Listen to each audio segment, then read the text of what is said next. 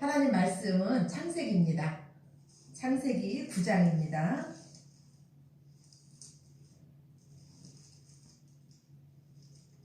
창세기 9장 20절입니다.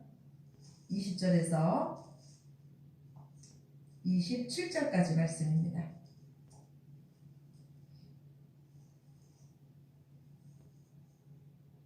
창세기 9장 20절에서 27절까지 말씀, 우리 짧은 말씀 함께 합독하시겠습니다. 노아가 농사를 시작하여 포도나무를 심었더니 포도주를 마시고 취하여 그 장막 안에서 벌거벗은지라. 가나안의 아버지 함이 그의 아버지의 하체를 보고 밖으로 나가서 그의 두 형제에게 알림해 셈과 야벳이 옷을 가져다가 자기들의 어깨에 메고 뒷걸음쳐 들어가서 그들의 아버지의 하체를 덮었으며 그들이 얼굴을 돌이키고 그들의 아버지의 하체를 보지 아니하였더라. 노아가 술이 깨어 그의 작은 아들이 자기에게 행한 일을 알고 이에 이르되 가나안은 저주를 받아 그의 형제의 종들의 종이 되기를 원하노라 하고 또 이르되 셈의 하나님 여호와를 찬송하리로다. 가나안은 셈의 종이 되고 하나님이 야벳을 창대하게 하사 셈의 장막에 거하게 하시고 가나안은 그의 종이 되게 하시기를 원하노라 하였더라.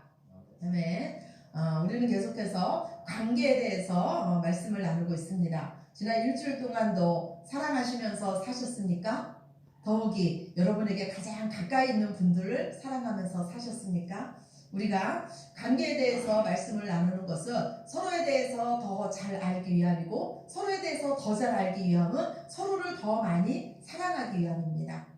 인생의 행복은 관계에 있습니다. 행복한 관계는 사랑이 만듭니다. 우리는 좋은 관계를 맺을 수가 있습니다. 우리가 좋은 관계를 맺을 수 있는 이유는 사랑의 하나님이 바로 저와 여러분의 아버지시기 때문입니다. 우리 하나님은요, 사랑에 한량 없으신 사랑의 하나님이십니다. 먼저 우리를 찾아오시고 먼저 우리를 용서해 주시고 먼저 우리를 섬겨주신 분이 바로 하나님 아버지십니다. 그 사랑을 받은 우리들만이 먼저 사랑할 수 있고 먼저 용서할 수 있고 먼저 섬겨줄 수 있습니다. 이와 같이 인간관계에서 먼저 할 수 있는 자만이 인간관계의 리더입니다. 예수님은 말씀하시기를 내가 너희를 사랑한 것 같이 너희도 서로 사랑하라고 우리에게 새 계명을 주셨습니다. 우리가 예수님의 사랑으로 사랑할 수 있는 방법은 오직 십자가의 사랑으로 사랑하는 것입니다. 우리는 끼리끼리 만나는 것을 좋아합니다. 마음에 맞는 사람끼리 대화하며 교제하는 것을 좋아합니다. 그러나 우리 그리스도인들은 인간관계에 빚진 자들입니다. 사도 바울은요, 나는 복음의 빚진 자라고 말했습니다. 그래서 그는 어떤 곳에 가든지 어떤 사람을 만나든지 복음을 전했습니다. 이와 마찬가지로 하나님의 사랑을 받은 우리들은 사랑의 빚진 자입니다. 평생 사랑에 목말라서 그 안에 상처로 가득한 자들이 있습니다. 이런 사람은 누구도 그 자와 가까이 하기가 싫습니다. 그러나 우리는 그런 자의 모습 속에서 우리가 예수님을 만나기 전에 우리의 모습을 볼 수 있어야 됩니다. 그리고 나를 치유하신 그 하나님의 사랑으로 그들을 끝까지 사랑해야 될 줄로 믿습니다. 물론 그 상처 때문에 우리의 마음이 아플 수도 있고 포기하고 싶을 때도 있습니다.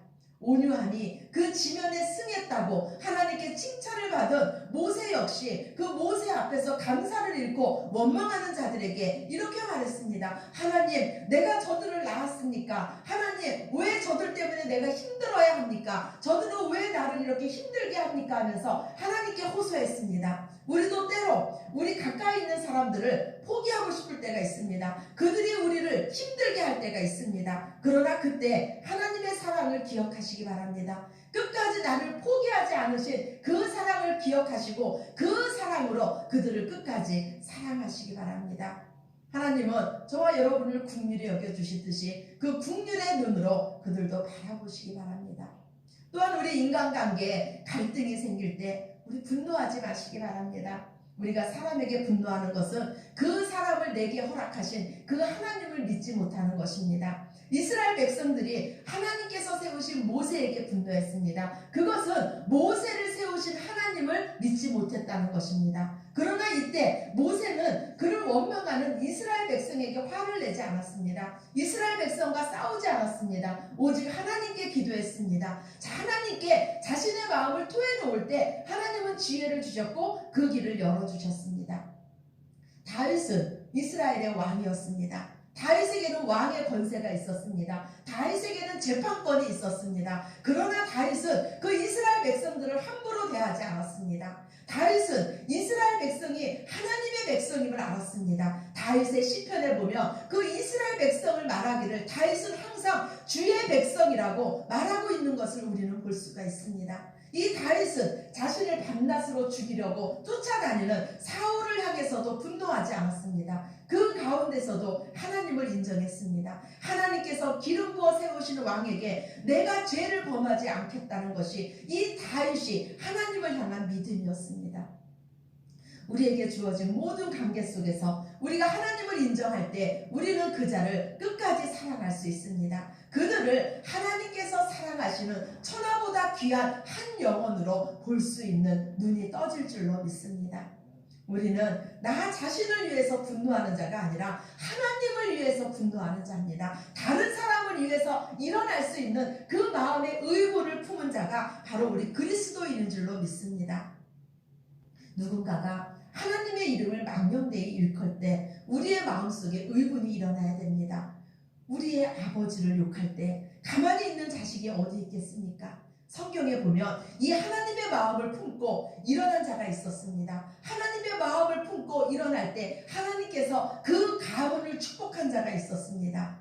이스라엘 백성들이 모한 여인과 범죄함으로써 우상 숭배의 죄에 빠졌습니다. 이때 하나님은 진노하셨습니다. 그리고 하나님은 그 이스라엘 백성에게 전염병을 돌게 하셨습니다. 그때 이스라엘의 남자 한 명이 모압 여인을 데리고 모세와 온 회중 앞에서 그 진중으로 들어왔습니다. 이때 제사장 아론의 손자 엘르아살의 아들 비느하스가 그 회중 가운데서 일어납니다. 손에 창을 들고 일어나서 이 이스라엘의 남자와 그 모압 여인의 배를 꿰뚫어서 죽입니다.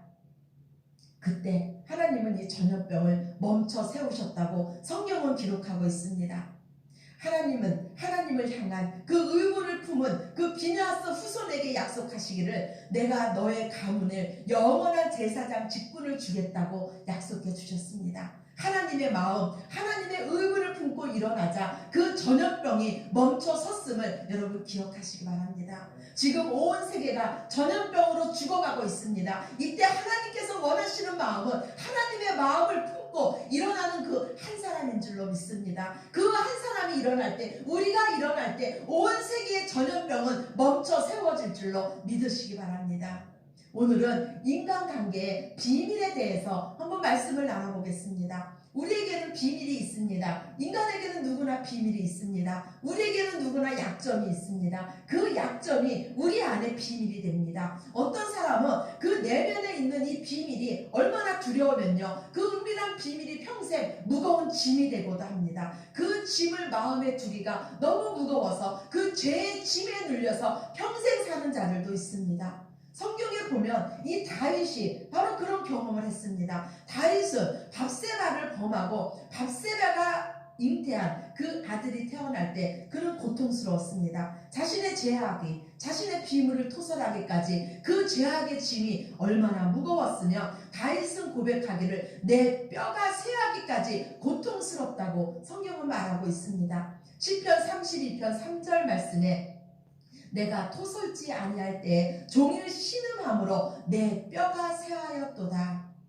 그러나 다윗은 이 고통스러운 비밀을 하나님 앞에 자복할 때 자유를 경험했습니다. 치유를 경험했습니다. 우리가 이 비밀을 털어놓을 수 있는 그 대상을 만난다는 것은 참으로 행복한 일입니다. 우리의 내면에 이 치유함 받을 수 있는 것은 자신의 모든 것을 고백할 수 있는 이 대상을 만날 때입니다. 그때 우리는 진정한 자유함을 누리게 됩니다. 여기서 중요한 것은요, 우리가 비밀을 털어놓을 대상을 잘 선택하는 것입니다. 서로 진정으로 아끼는 이 사랑의 관계는 서로의 비밀을 덮어줄 수 있는, 서로의 허물을 덮어줄 수 있는 이 관계까지 나아가는 것이 바로 성숙한 인간관계인 줄로 믿습니다. 오늘 본문 말씀은요, 노아가 포도주에 취해서 잠에 들었습니다. 그런데 그냥 포도주에 취해서 잠에 들었으면 얼마나 좋겠습니까? 이 노아가 발가벗은 채로 잠을 자고 있는 것입니다. 그런데 이 모습을 노아의 아들 함이 봤습니다. 그런데 이 함은요, 그 모습을 자신만 본 데서 그치는 것이 아니고 나아가서 그 형제인 셈과 아벳에게 이 자기 아버지의 수치를 드러냈습니다. 수치를 말했습니다. 그때 이 셈과 야벳은 그 덮을 것을 가지고 어깨에 메고 뒷걸음질 쳐서 그 아버지께 들어가서 그 아버지의 수치를 덮어주었습니다. 그리고 노아가 술에서 깨서, 술이 깨고 나서 이제 잠에서 깼습니다. 그런데 잠에서 깨고 나서 자기 아들 함이 한 일을 이 노아가 알게 됐습니다. 그러고 나서 이 노아는요, 자기의 그 아들이었던 이 함을 저주합니다. 이 함만 저주하는 것이 아니고 이 너의 이 후손은 대대로 저주를 받을 것이라는 이 놀라운 저주를 합니다. 좀 너무한 것 같지 않습니까? 제 원인은 노아가 제공했습니다. 그런데 노아가 잠에서 깨자 그 자기 아들을 저주합니다. 왜 이렇게까지 했어야 될까요? 이 노아의 방주 사건이 무지개 언약으로 끝났다면 얼마나 멋있었을까요? 이 노아가 이 허물을 드러나는 이 노아의 죄 사건으로 이 방주 사건이 지금 끝나고 있을까요? 성경은 전체가 복음입니다. 하나님은 이 노아의 방주 사건을 통해서 하나님의 그 심판으로 모두가 죽어가는 가운데 오직 하나님의 은혜 아래 거하는 자들만 살 수 있다는 것을 보여주셨습니다. 이 심판의 비를 이 방주가 대신 맞음으로써 이 방주 안에 들어온 자들만이 살 수가 있었습니다. 즉 방주 대신 예수님 안에 거하는 자들만 모든 죄와 허물을 그 예수님이 덮어주심으로써 살 수 있는 것을 믿으시기 바랍니다. 하나님은 아담과 하와의 범죄 이후에 그들에게 옷을 입혀주심으로써 그들의 허물을 덮어주셨습니다. 즉 이 노아의 사건은 벌거벗은 아담의 죄를 하나님께서 덮어주시는 십자가의 사랑을 지금 말하고 있습니다. 따라서 이 값없이 덮어주시는 이 하나님의 은혜를 알지 못하는 자들, 즉 믿음이 없어서 십자가의 복음을 이해 못하는 자들은 이 함의 자손처럼 저주를 받을 것이라는 것이 바로 오늘 이 포도주 사건을 통해서 예표하고 있는 것입니다. 즉 하나님의 사랑은 어떤 사랑입니까? 우리의 허물을 덮어주는 사랑이 바로 이 하나님의 사랑입니다. 하나님께서 만약에 저의 허물을, 저의 비밀스러운 수치를 모두 다 드러내셨다면 저는 하나님을 결코 사랑할 수 없었을 것입니다.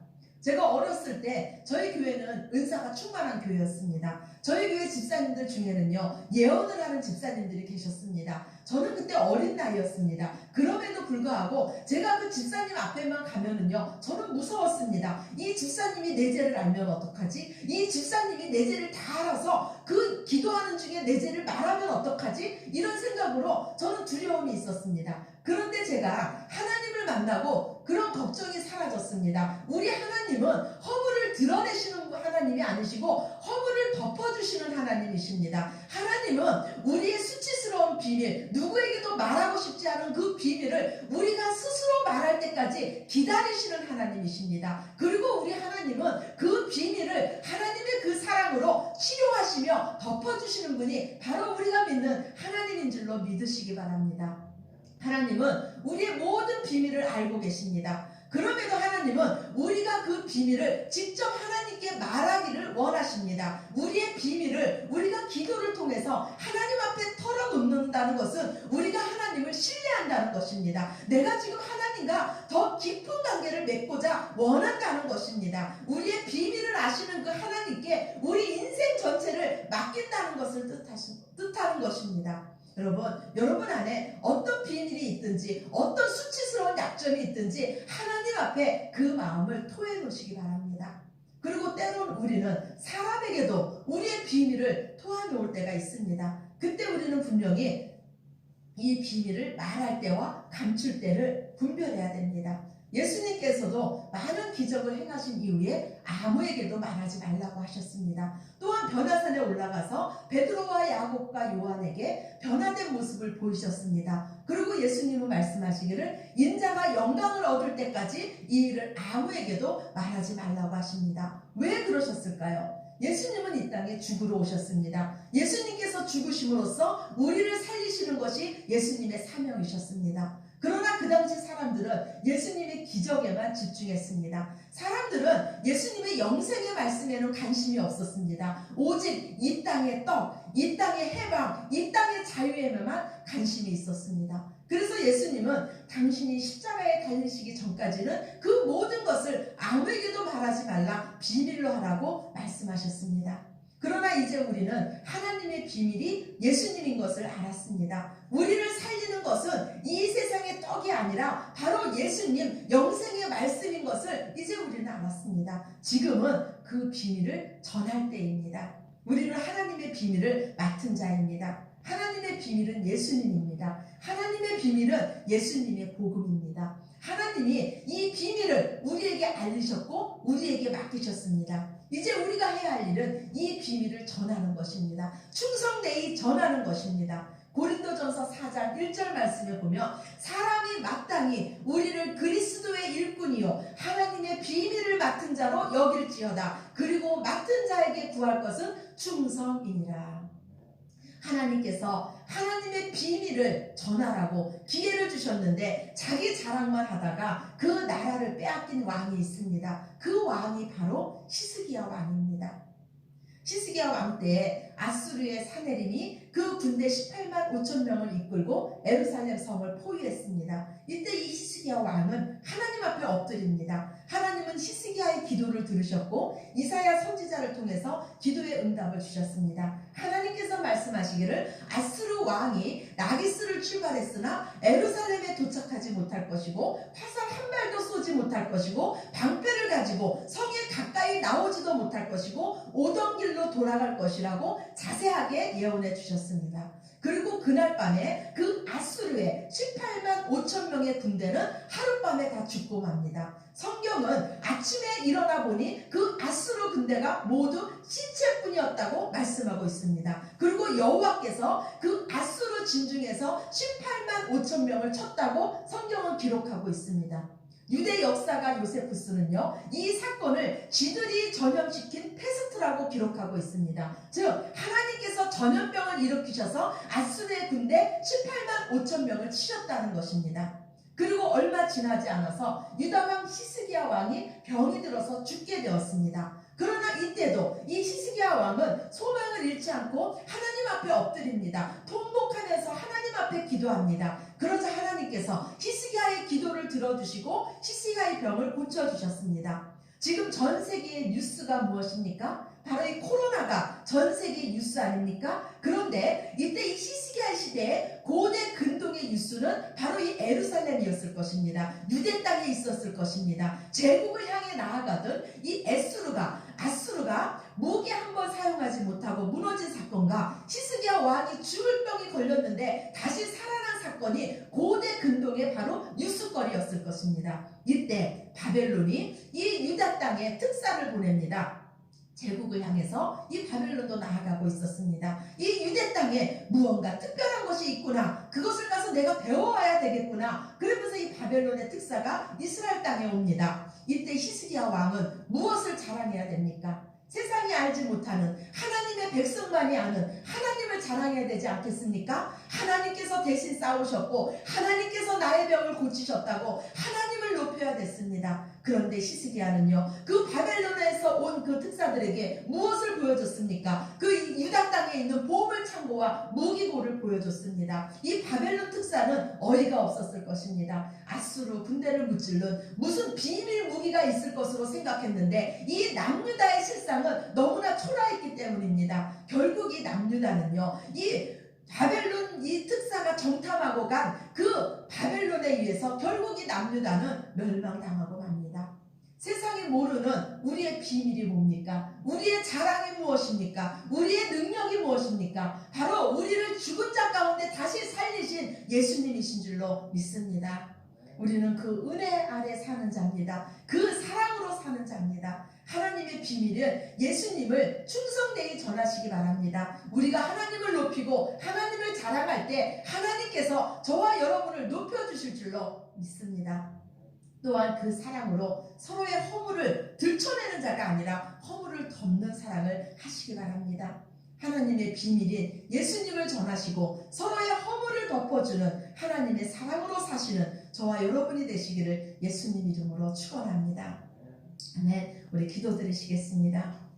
사랑의 하나님 감사합니다. 우리를 사랑해 주셔서 감사하고 하나님의 비밀이 예수님이심을 알게 하셨으니 감사합니다. 오직 주님만 바라봅니다. 우리의 능력, 우리의 자랑, 우리의 모든 것 오직 하나님께 있습니다. 우리의 생명도 하나님께 있습니다. 이때가 하나님께 더 기도할 때요, 이때가 더 은혜 받을 때요, 이때가 더 믿음을 보일 때요, 이때가 더 주께 가까이 나올 때인 줄로 믿습니다. 하나님은 우리의 중심을 보십니다. 우리가 먼저 무엇을 구하는지, 무엇을 의지하는지, 무엇을 자랑하는지 하나님은 다 알고 계십니다.